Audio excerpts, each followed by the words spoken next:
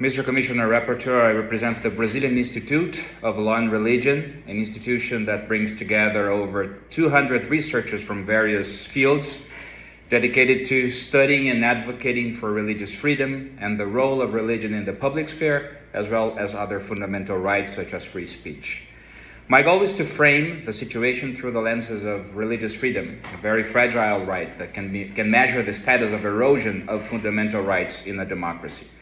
Since 2019, an escalating authoritarian climate in Brazil has led to increased state-driven actions, especially from 2023 onward, targeting religious expressions despite their constitutional and international protections. Authorities have embraced measures that undermine freedom of expression, and history shows that when religious freedom is suppressed, all fundamental liberties are at risk. One possible reason for the increasing religious persecution in the highlighted political involvement of religious leaders, typically associated with the right-wing spectrum. They played a decisive role in the 2018 elections and in supporting Bolsonaro's candidacy in 2022.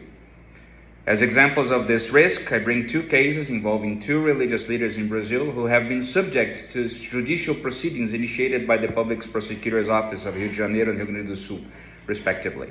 Their alleged crime, preaching their faith in accordance with their sacred scriptures. In April 23, Father Antonio Carlos, during a sermon at Colégio Nossa Senhora das Dores, preached about traditional Christian views on family, warning against influence, for example, of same-sex unions.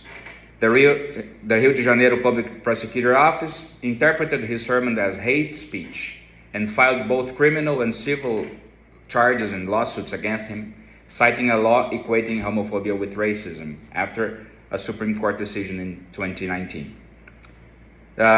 It was claimed an offense by a same-sex couple from the parish, leading to a demand of 50,000 reais in damages from the Diocese of Nova Friburgo. This case raises concerns about the criminalization of religious teachings and potential violations of constitutional and international protections of religious freedom, especially after the political polarization in Brazil. In Porto Alegre, Pastor Jackson Jacques Jungs was indicted by the Rio Grande do Sul Public Prosecutor's Office for posting religious messages on social media that reinforced his biblical views on morality and family. His theological content, which included scriptural references advocating traditional values, was deemed homophobic under the legal framework established by Supreme Court precedent in 1919.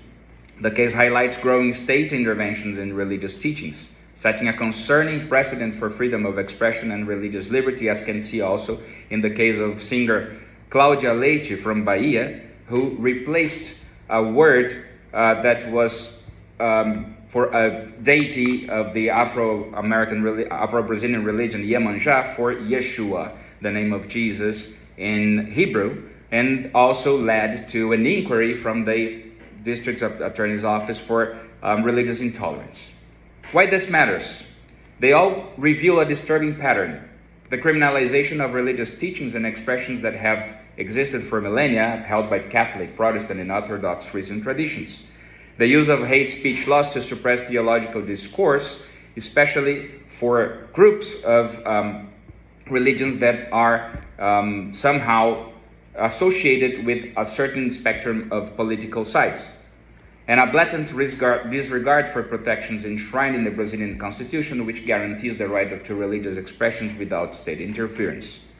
And also a growing authoritarian climate where religious leaders are being prosecuted for not for inciting violence, but simply for expressing their faith in ways that some may find uncomfortable, and especially for this speech is also reverberated through the lens of political right, normally associated with former President Bolsonaro.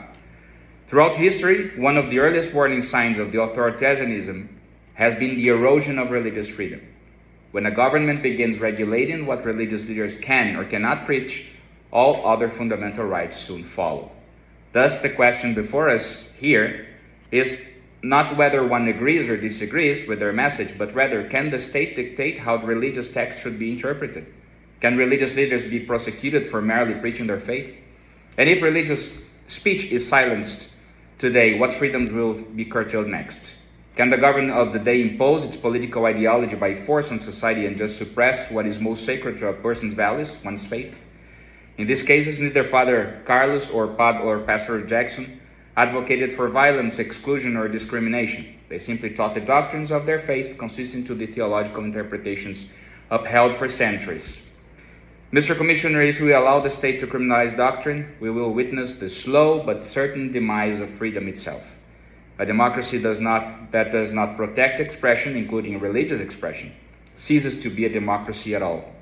It is time to push back against this judicial overreach and reaffirm that no government should have the power to rewrite religious doctrine or punish those who adhere to their faith. It is not just a fight for religious leaders. This is a fight for the very foundations of free society.